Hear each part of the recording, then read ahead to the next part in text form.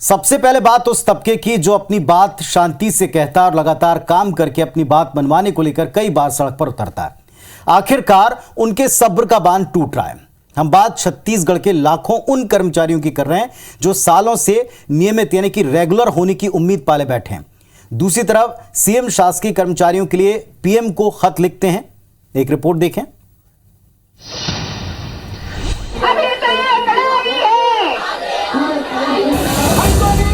छत्तीसगढ़ सरकार के 48 विभागों के 460 कार्यालयों में काम करने वाले करीब 1,80,000 अनियमित कर्मचारी आज सामूहिक हड़ताल पर थे। नियमितीकरण की मांग को लेकर सभी कर्मचारियों ने सामूहिक अवकाश लिया और राजधानी रायपुर के बूढ़ा तालाब धरना स्थल पर प्रदर्शन किया।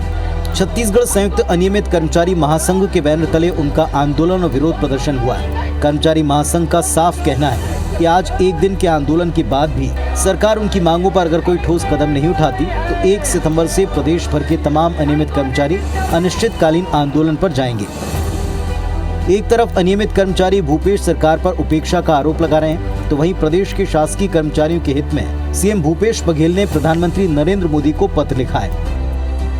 सीएम भूपेश ने नवीन अंशदायी पेंशन योजना के तहत एनएसडीएल को अंतरित 17,240 करोड़ रुपए की राशि छत्तीसगढ़ सरकार को वापस करने का आग्रह किया है। अब सवाल ये साहब कि आखिर अस्थायी कर्मचारियों का धैर्य टूट क्यों रहा है? सरकार उनकी मांग पर गंभीरता से विचार कर रही है, ये सुनते आए, लेकिन अब तक अमल क्यों नहीं हो पाया? क्यों अब तक उनको नियमित नहीं किया जा रहा? चलिए जरा इस बात को डिकोड करते हैं, समझते हैं। सामान्य व्यक्ति के लिए सरकारी नौकरी एक सपना है, सबको पता है। भले ही वो शुरुआत में अस्थायी क्यों ना हो, लेकिन हर व्यक्ति की सोच ये होती है कि सरकार आज नहीं तो कल उनको स्थायी कर ही देगी। राजनीतिक दल इस सोच का, इस मंशा का, इस इच्छा का कई बार पॉलिटिकल माइलेज उठाते हैं। छत्तीसगढ़ के अनियमित कर्मचारियों के साथ भी ऐसा ही हुआ। पहले रमन सिंह ने वायदा किया, भूल गए। फिर भूपेश सरकार जब आई तब भी उनको ये विश्वास रहा कि जल्दी वो नियमित हो जाएंगे और इसी विश्वास को, इसी वायदे को वो बार बार सामने रखते हैं।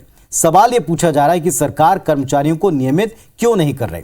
जवाब यह है साहब कि कर्मचारियों को नियमित करने से निश्चित तौर पर सरकारी खजाने पर लेकिन इन सब के बावजूद ये भी तय है, ये भी सच है कि वायदे निभाने पड़ते हैं। जरूरत है कर्मचारियों की मांग पर सहानुभूतिपूर्वक विचार करने का, और इसका इंतजार कर्मचारी भी कर रहे हैं कि कब उनकी बात, कब उनकी मांग, कब उनसे किया वायदा पूरा हो जाए।